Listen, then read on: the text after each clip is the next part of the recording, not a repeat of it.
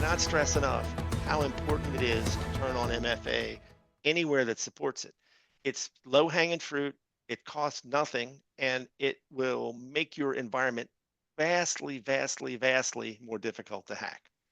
And to really kind of drive the point home, so this is a slide from Microsoft. You can see here 99% of attacks are based on, or 99% of identity attacks, they want to get into your account takeover, right? They're based on password attacks, either man-in-the-middle attacks where they're sending you to a fraudulent site and they're capturing your information as you log in, typically from a phishing email or a phishing text.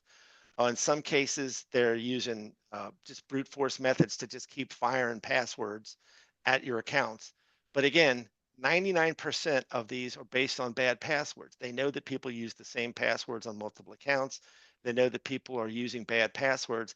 MFA will block most of this. Now, there are workarounds for MFA. The bad guys know this. That's why things like Microsoft Intune will really ramp up your game. But just turning on MFA on your accounts, I know it's painful. I know people don't like it, but just using MFA, again, it's free. It just needs to be configured, is going to block the vast majority of this stuff unless you are being explicitly targeted.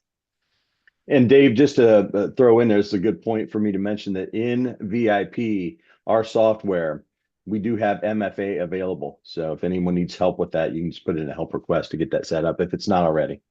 And I'm glad you brought that up, Mike, because I would strongly recommend if you're not using MFA in your VIP software, you should definitely get with your SSI support team and get that turned on, because obviously it has a lot of sensitive information in it. The bad guys would love to be able to get in there and see who you're receiving invoices from or who you're invoicing and figure out how to send fraudulent invoices. Again, this idea of account takeover and fraudulent invoicing in particular is the most common thing we see on a regular basis. I have firsthand knowledge of organizations in Cincinnati that have lost anywhere from tens of thousands to millions of dollars due to fraudulent invoicing.